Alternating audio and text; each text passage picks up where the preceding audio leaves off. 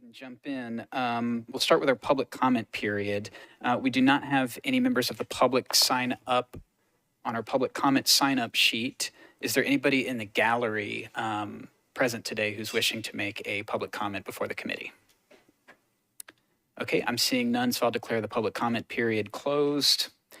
And first on our agenda, we've got a presentation from Nashville Department of Transportation on green and complete streets policy. So they're kind enough to join us today to give us a little bit of information about green and complete streets. Sir, we've got, if you could test your microphone, please, to make sure we're working. Test. Excellent. All right. If you just introduce yourselves and you can jump into the presentation. Thank you. My name is Justin Cole. I'm a transportation planner for the Nashville Department of Transportation and Multimodal Infrastructure. And my name is Matt Purvis. I'm the council liaison for the department. All right. Thanks for having us here today. Excited to share a little bit about what we are doing at NDOT to implement green and complete streets. When you hear the term complete street, you might have an image in your head of what a complete street looks like. Maybe you think about a particular street here in Nashville or in another city. While we might, often describe a particular street as a complete street, what I want to talk about today is the way in which complete streets is more than just a product. It is a process. So this definition here is from Smart Growth America. Complete streets is an approach to planning, designing, building, operating, and maintaining streets that enables safe access for all people who need to use them, including pedestrians, cyclists, motorists, and transit riders of all ages and abilities. And so as we go through today, I'll share a little bit more about things that we are doing to try and make sure that this complete streets approach is really embedded into all of our processes as an organization. The other thing I want to highlight here, safe access for all users, all ages and abilities. There's a very close relationship between a complete streets approach and Vision Zero. We are a Vision Zero city. And so complete streets is really a proactive way of us implementing Vision Zero by using design elements to ensure that we're managing speeds, that we're separating users, that we're preventing really severe collisions from occurring. And so when we talk about these design elements, we lean heavily on partners across the country that are fellow members of an organization called NACTO, the National Association of City Transportation Officials. So we are a member city. NDOT staff and other staff from Metro attend an annual conference that NACTO puts on. They also have a number of design guides that we lean heavily on when we look at how we design our streets. Shifting gears to green streets. Green streets incorporate a variety of elements, including street trees, bioswales, and other landscaping, with goals around sustainability and resilience. And so slowing and filtering stormwater runoff, improving air quality, reducing urban heat, and also providing aesthetics. Now, one thing I want to highlight here is how there are really strong synergies between green streets and complete streets. And so what I mean by that is when we provide a median that can improve the safety of the roadway by providing refuge for pedestrians crossing the street, by kind of slowing and calming traffic, that median can then also accommodate trees. And those trees can have the benefits of reducing the urban heat, of improving air quality, of accepting some of the stormwater runoff. Similarly, when we do a concrete protected bikeway and we make that a bioswale, again, we're providing a safer facility for cyclists. We're also calming traffic. And then again, we're providing an avenue towards filtering and collecting stormwater, preventing that from going straight into the traditional stormwater system. So moving on, as far as green and complete streets in Nashville, we are directed in Mayor O'Connell's executive order number 45 that this is our approach. We are, to make sure that we're designing a safe, connected, and equitable transportation network that, again, same terms here, provides for mobility for people of all ages and abilities, however they choose to travel. And then again, where applicable, we're looking at how do we incorporate, street trees, green stormwater infrastructure, all of those things so that we can meet those sustainability and resilience goals at the same time.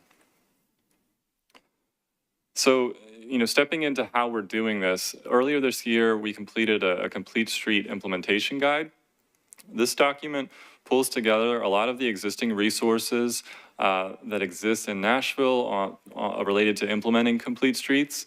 It institutionalizes that complete streets approach and aligns it with our Vision Zero goals. So that image that I showed earlier is actually from this complete streets implementation guide. And then it provides kind of practical tools for navigating trade-offs and for balancing priorities so that when we can develop projects all the way from planning phase through construction and evaluation, we can be sure that we're aligning with that complete streets approach. A key thing here is that, like I said earlier, a complete street is an end product, but not every complete street looks the same. And so one of the things that this guide does is help us navigate how we pull together data and previous planning to really identify what are the top priorities on each individual street. So we have previous, modal network plans, walk and bike, in motion for transit that guide us on where the most important streets are for transit operations, for walking and biking, et cetera. We also have data on where we have, challenges with urban heat or where we have, impaired waterways. And what we want to be doing is making sure that we're using all of that to help us as we prioritize elements for inclusion on all of our projects. So right now I'm going to take a moment and just go through a few examples and highlight how these different elements, complete streets, Vision Zero, green streets are all connected. So one recent project was on 12th Avenue South. Many of you are probably familiar with this. There's new bioswale protected bike lanes.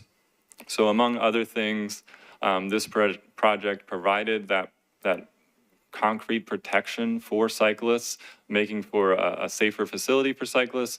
And then it also incorporated those bioswales so that we're able to capture some stormwater runoff and then provide some beautification to the corridor as well. Another example recently is 31st Avenue North. So the image there at the top is one that was still under construction. You can see there's new medians along that corridor. Those medians provide refuges for pedestrians. They do calm traffic. So they meet some of those complete streets goals, but then they also provide that green space and they create space for new trees. And so the trees aren't there yet, but our partners at Metro Water, I'm pleased to report, are working on a planting plan for these new medians on 31st Avenue. And because of the size of those medians, they'll be able to plant some larger canopy trees that over time will provide a lot of shade and other benefits to that corridor. And then the last example I'll highlight is one that is currently in the planning and design phase. But this is our Main Street and Gallatin Pike project. Again, this started as a Vision Zero project. We recognized that this street was going to be up for repaving. We knew that it was part of our high injury network, and so we wanted to start a community planning effort where we looked at what is the best way that we can address these concerns. Again, while also looking at the other needs for the corridor and priorities. We knew that this is a corridor where we have a particularly bad urban heat problem. We also knew that this is a corridor that is the second highest ridership corridor for WeGo.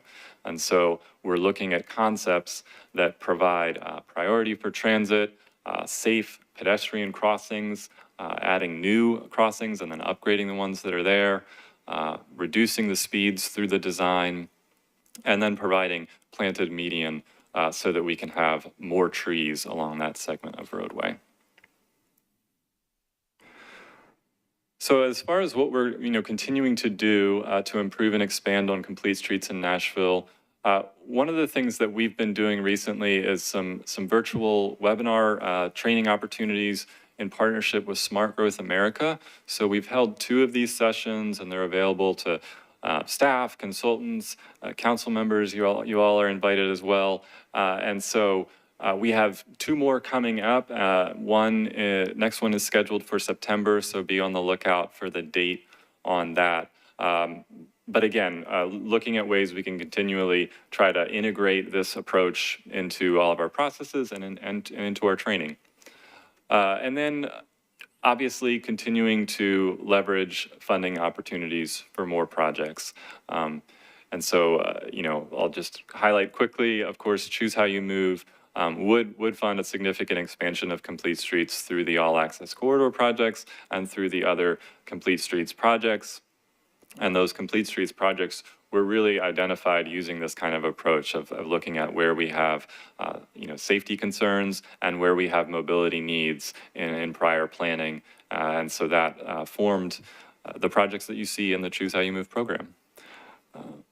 And so that is all I have for you, but I'm happy to answer any questions at this time.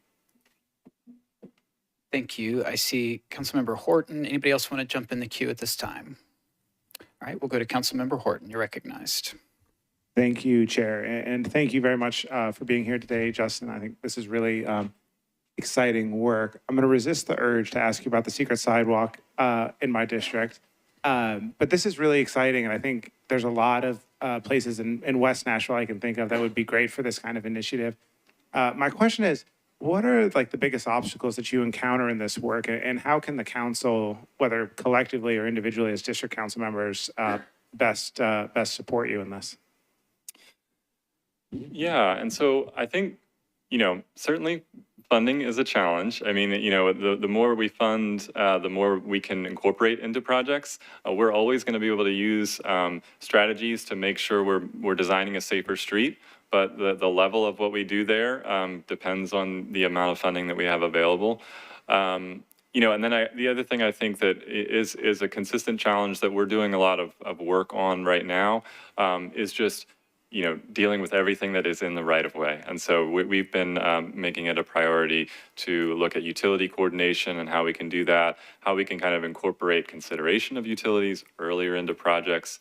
But certainly that is often a challenge. And as I know it's a challenge for Metro Water as well in terms of where can trees be planted. Got to avoid utility conflicts with that. Yeah. See Councilmember Huffman, you are recognized. Thank you, Chair. Even though I'm not on the committee, I appreciate the recognition. First off, thank you guys for being here. Really exciting stuff.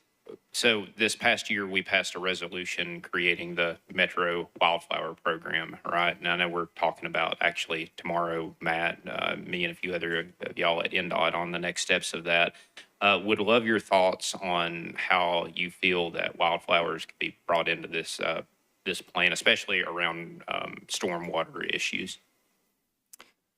Yeah, I'm excited to learn more about it. I think that sounds like it definitely could dovetail in with this work. And again, when we look at opportunities to provide for planting areas, whether that be bioswales or just planted areas, I think, native species is something that we're already looking to because of the low maintenance aspect of it. Wildflowers could certainly be a consideration there. So I think, again, these things dovetail really well together. When we are able to provide planting areas, we're also able to meet some of our safety goals in terms of making the street safer and more beautiful. So. Thank you. Go next to Councilmember Benedict. Benedict, you're recognized. Thank you, Chair. Thank you, Justin. This is great information. It's a fabulous initiative. I know you mentioned Gallatin Pike and Main Street, the Complete Street Vision Zero project there. I just wanted to commend you for the work there. I know we have a little ways to go on that. The public engagement has been good and great feedback for that. I want to make sure that the public knows the commitment that all of the area council members have shown during those meetings that we've held for the work that you're doing. And then also highlight, this is a corridor that continues to have pedestrian deaths. So Chazon Page wrote most recently lost his life. And so as we work on getting this implemented, I just want to make sure that we highlight with the public the importance of it so that we can prevent tragedies like that in the future. It's something that we've seen up and down the pike, and I'm excited that we can get this implemented. I think it's going to be beautiful for the neighborhood. Certainly, it's going to be all the things you talked about, right? So most importantly, that safety aspect of it. So I really Chair, I just wanted to highlight that's going on and make sure the public understands what that project is and that there are opportunities to engage in it that NDOT's pushing out. Thanks. And I'll just quickly note that we just announced today the next round of some public open house meetings for that main Gallatin project. So that's the first week of September. So that information is on our website. And yes, absolutely. I think the great thing about kind of a complete streets approach is it's an approach that allows us to use a variety of tools, including short-term and long-term improvements. And so I think both are items that we're looking at on that corridor And among others. Chair, I just wanted to add too, just to make sure people understand, the city owns Gallatin Pike south of Briley Parkway to 5th Street, which is the scope of this project. The city doesn't own many of our pikes around the county. So this also is a great opportunity for us when we do own our city streets, when we buy them, if we're able to in the future. This gives us the opportunity to have control so that we can do projects like this. Thank you. Thank you, Councilmember. Not seeing any other hands, so I had one thing that I wanted to touch on. You talked a little bit about project selection. Obviously, there are spots and roads that we know are especially dangerous, and those rank high on priority lists. And then also kind of working in coordination with paving projects. I like to tell a story about the bike lanes on Trinity Lane, which I know some folks have feelings about, and I know they are not gold standard AAA bike lanes, but they do reduce the travel lanes down to a reasonable width. They do buffer the sidewalk, and it is a much more pleasant biking experience than it was a few years ago. But the story about those bike lanes, that was back when I think it was still Public Works. So we've kind of come a long way in the planning stages there. But I knew that paving project was coming up. It was a state aid paving project. So I kind of proactively reached out to Public Works at the time, got a design drafted, and what we found was that with a really minimal additional cost to the paving project, we were able to implement those separated but not protected bike lanes. And again, that's not the end of the story for Trinity Lane, but it is an improvement that we're able to identify and do in conjunction with a paving project at minimal cost. So I guess just how can specifically council members and specifically new members know what is on the horizon in their communities in terms of paving and potentially suggest spots to look at for opportunities to make improvements along with these paving projects? So how can folks stay up on that? Yeah, so one thing I'll highlight, I think that the need to leverage opportunities through repaving is really critical. In the past, I think it's something that we've struggled with, because the amount of time that it takes to develop a project sometimes doesn't align with the paving schedule. But our paving group actually now is, instead of just looking out 1 year in advance, they're looking out 3 years in advance. So we're generating a 3-year paving list that inevitably will shift. Year 2 and 3 projects might shift around. But that helps us kind of get ahead of that, look for opportunities, match them up with Vision Zero, walk and bike, other priorities, so that we can make sure that we're doing whatever we can to incorporate safety improvements into repaving projects. Yeah, and I think then, we'll be looking at ways, very soon with a new project management system at how we can build some tools in to make more of that information easily accessible to council and members of the public to be able to keep informed on what's coming up. Yeah, that'd be fantastic. I mean, often some of the best ideas that we have as council members just come from members of the public who have been looking at Parcel Viewer or the planning map or whatever, and then reach out to us with a concern or something to highlight, and then we're able to kind of work from there. So having that stuff accessible easily to the public would be fantastic. And I do just want to reiterate that the whole management of our roadways has just really improved drastically in recent years with the shift from having Public Works kind of responsible for this massive array of things, moving solid waste over to water and hopefully to a new department, y'all kind of taking the right-of-way space and really owning that. It's been a massive, massive improvement. So it's good to hear that some of that work of looking ahead to paving is now just part of y'all's routine, and you're developing even improvements to that routine. So thank you very much. Are there any other questions for our guests? Nobody on the right side of the room has a question today. Okay. Well, again, Mr. Cole and Ms. Purvis, thank you so much for joining us today, and we appreciate it. And you are free to hang out with us if you have any comments about legislation or anything, or you're welcome to go. Thank you. Thank you.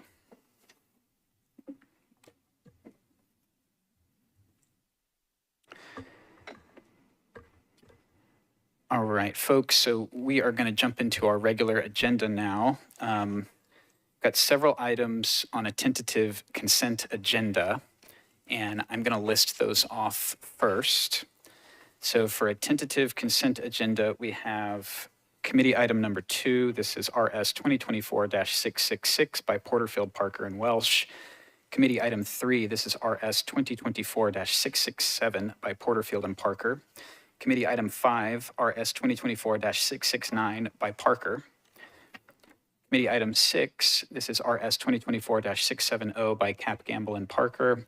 Committee item 8, this is RS 2024-672 by Hancock, Gamble, and Parker. Committee item 9, RS 2024-673 by Benedict, Gamble, and Parker. Committee item 10, RS 2024-674 by Gamble and Parker. Committee item 11, RS 2024-675 by Cap, Gamble, and Parker. Committee item 12, RS 2024-676 by Gamble and Parker. Committee item 13, RS 2024-677 by Parker and Gamble. Committee item 14, BL 2024-480 by Coop and Gamble and Parker. And committee item 16, BL 2024-482 by Gamble and Parker. Does anything on that tentative consent agenda need to come off for discussion or questions or other action? All right, I'm seeing none. If we could please get a motion on the consent agenda. Moved and seconded, thank you. Any discussion on the consent agenda? I'm seeing none. All those in favor of the consent agenda, please say aye. Aye.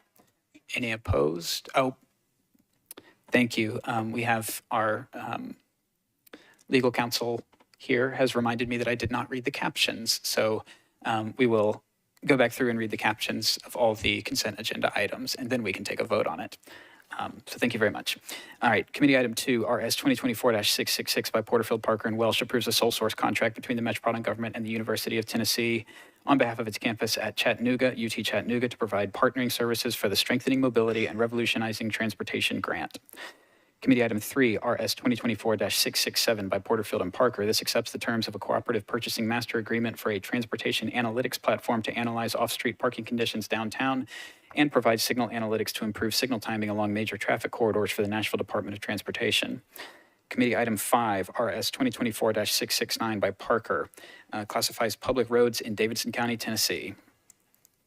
Committee item 6, RS 2024-670 by Cap, Gamble, and Parker. This authorizes Cheville, Maine, QOZB LLC to construct and install an aerial encroachment at 918 Main Street.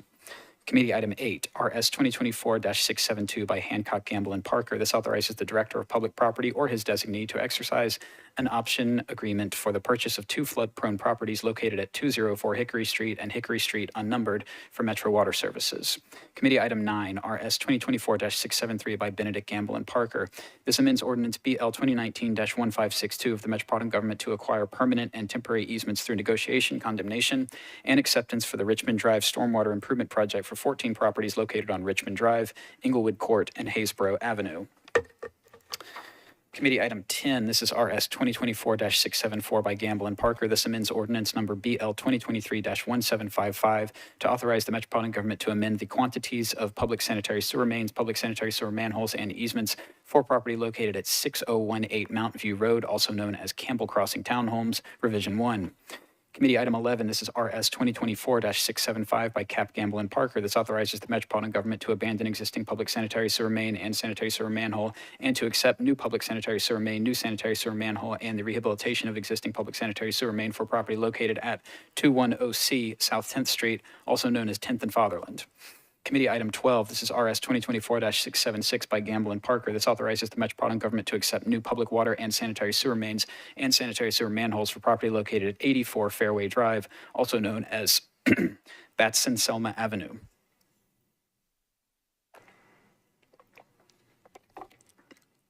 Committee item 13, this is RS 2024-677 by Parker and Gamble.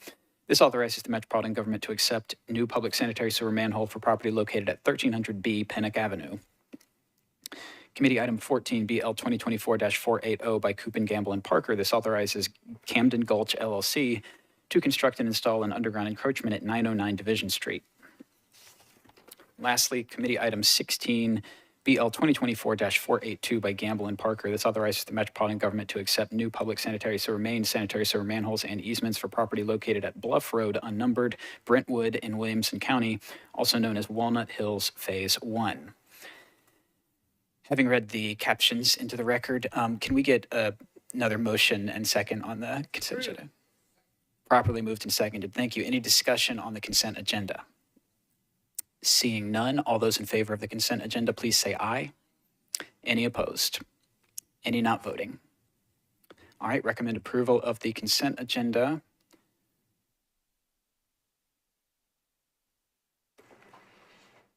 We have 7 in the room.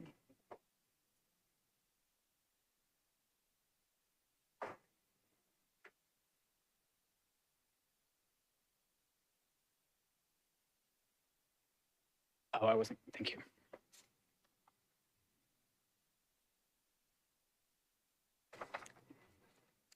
All right, so our first item not on consent is committee item 4. This is RS 2024-668 by Coop and Gamble and Parker. This approves a participation agreement between NDOT and CBR 300 2nd Avenue LLC, CB Ragland, for reconstruction of a sidewalk located at and between the intersections of 2nd Avenue South and Korean Veterans Boulevard and 2nd Avenue South and Malloy Street. Councilmember Coopin, you are recognized. Thank you, Chair. I think I want to move the bill first. Yes, I'd like to move the bill. All right, properly moved and seconded. And I'd like to move the substitute with a brief comment. All right, substitute has been moved and seconded, so onto you for comment. Thank you. This is just housekeeping, typographical changes. A couple things need to be fixed, so super easy. Okay. And I'd like to move the substitute. Thank you. Move the bill as substituted. I think we'll take the substitute first, and then we'll take the bill as substituted. Perfect. But we've got a motion and second on the substitute.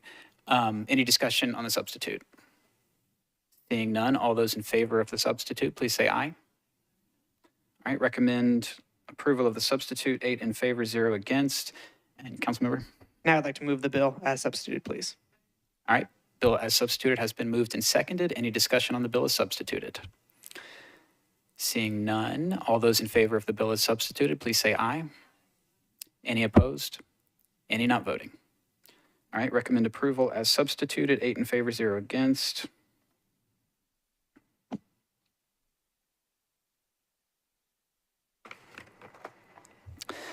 Next, we have committee item 7. This is RS 2024-671 by Porterfield and Parker. This approves 2 amendments to 2 agreements between the Metropolitan Government of and the State of Tennessee Department of Environment and Conservation concerning maintenance of closed solid waste disposal facilities. Could we get a motion and a second on this, please? All right, properly moved and seconded. And I had pulled this off of consent just to get a brief explanation of what this legislation does. We've got Sharon Smith here from Solid Waste. So I'll recognize, apologies, I'll recognize you at the podium. If you'd please introduce yourself and just tell us a little bit about what this, this resolution does. Yeah, Sharon Smith with Nashville Waste Services. And this is an annual legislation that we have. When a landfill closes, then the state steps in and makes sure that the well, the city, county, or private company has funding available to manage the post-closure process.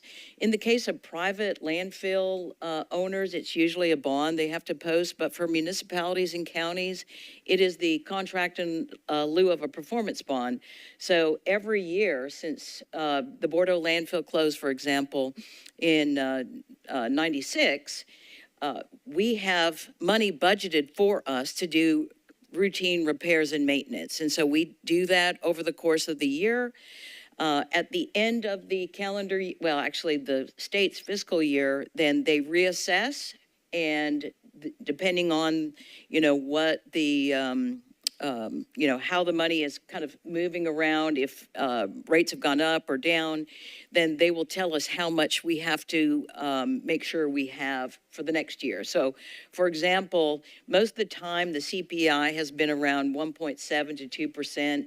The last couple of years it jumped up. So for this year, what was deducted from it was $400,000, which got us to that $900,000 that we have. So it's really just a way of making sure that cities and counties are prepared.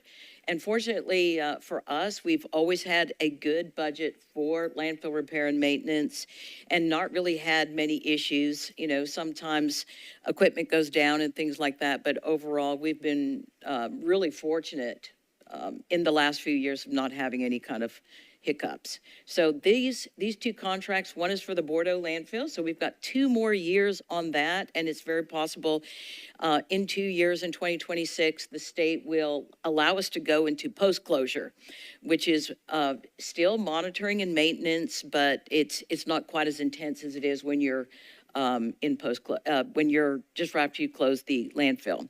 And in the case of the monofill, which is actually where our waste services building is located, that one was closed more recently, so it has a lot longer to go. But that is a monofill. All it has in it is ash from the thermal transfer station that those of you who've lived in Nashville a long time are familiar with.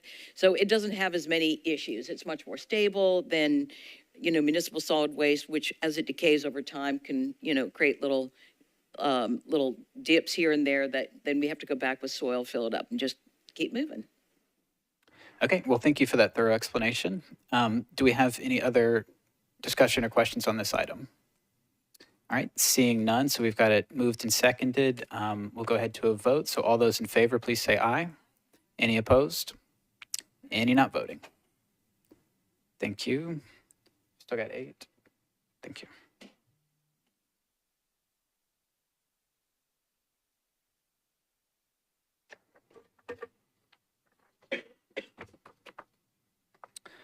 All right, next item we have left is committee item 15. This is BL 2024-481 by Stiles, Gamble, and Parker.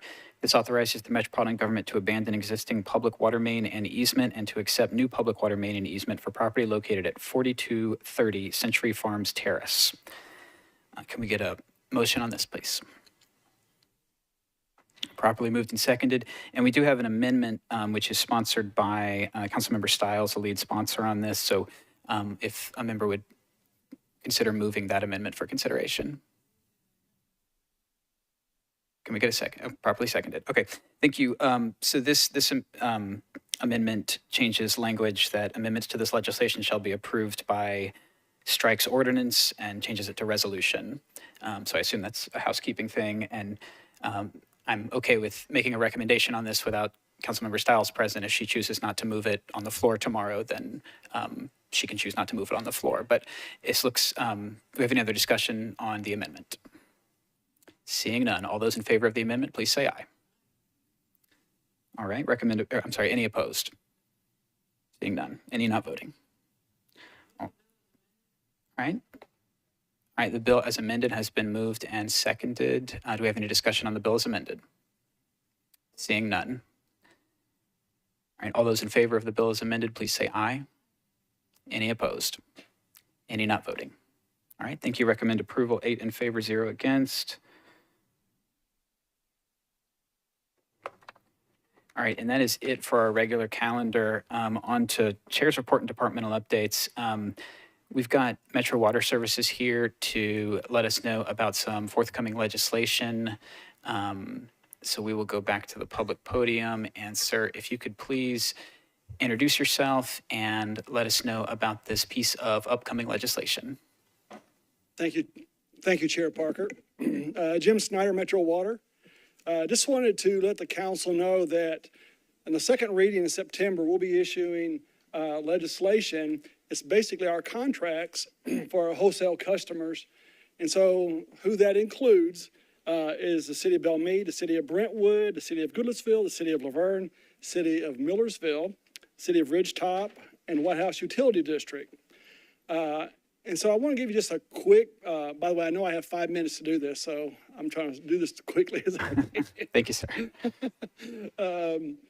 So this goes back to the mid-'70s. This, what we call our wastewater cooperative. And I can tell you that operationally and from a capital structure was guided by EPA and TDEC.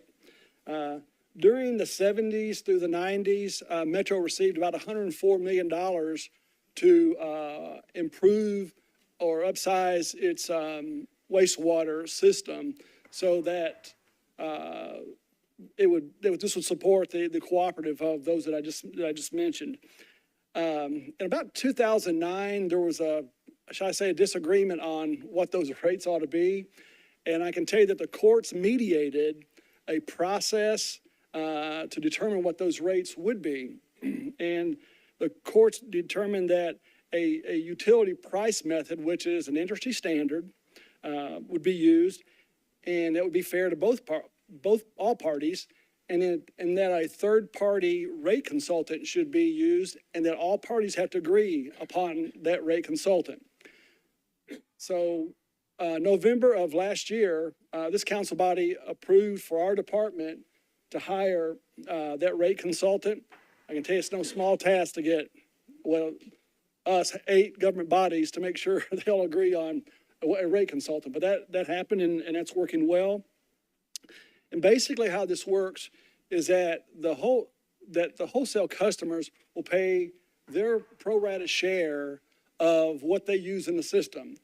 And that happens to be about 28% of the system the wholesale customers use. And think about the big trunk lines and the treatment plants. And then just on that 28%, they're only using about 12% of that part of the system. But that's theirs to be responsible for. I can tell you that in the agreements that we're going to bring before you, it's a 10-year agreement. And we've been doing it this way since 2010. So we think about it as a standard contract. The last one that ends October 1st of 2024 was a 20-year agreement. This is a 10-year agreement. And we felt like 20 years was too long, so we shortened it to 10. And so within that 10-year period, every 5 years, we establish what we call the base rate. There's an accounting of all costs that goes into it.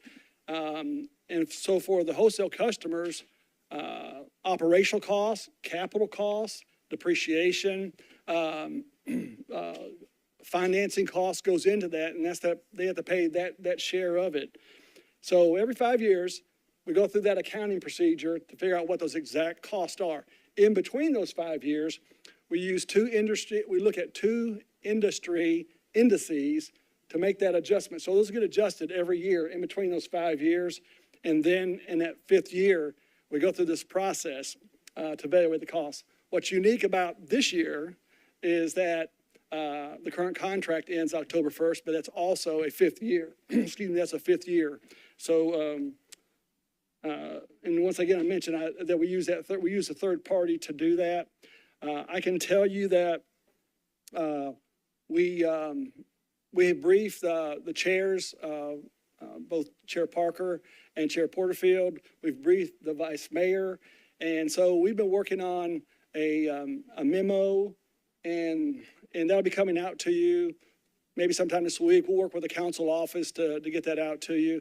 I can tell you that thanks to Hannah, the detailed study that backs all this up is in your SharePoint sites for both for this subcommittee and the finance subcommittee.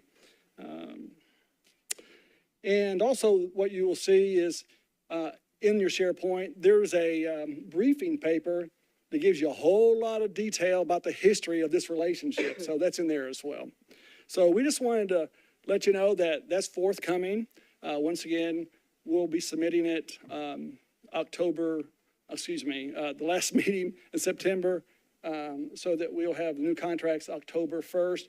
I can also tell you the piece of legislation that I mentioned that was approved back in November, we've been working with our 7 wholesale customers and the consultant to get here. But obviously, their governmental bodies have to approve it and sign off on it. And so we're saying, hurry up, hurry up, hurry up, hurry up. And they're doing that. We just have one more. The City of Brentwood's commissions will meet at the end of this month. And so we believe that all that's going to be fine. And so we'll be coming before you on the second meeting in September. Thank you, sir. And so just a little bit of context, the reason we've asked them to come and give us a heads up about this is because we will be taking full consideration, having committee discussion at that second meeting in September. But again, the contracts need to be in place by October 1.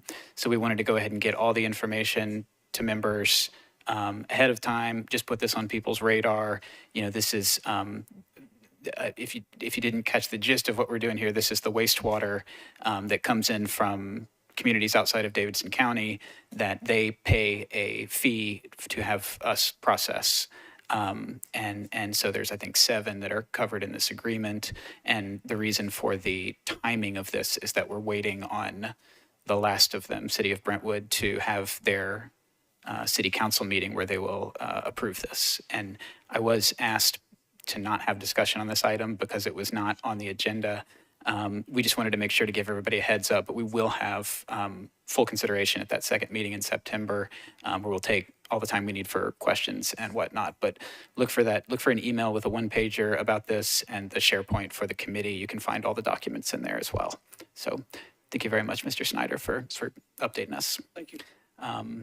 And I believe that is everything that we have on our agenda today. So that will conclude the Transportation Infrastructure Committee meeting. Thank you all for being here.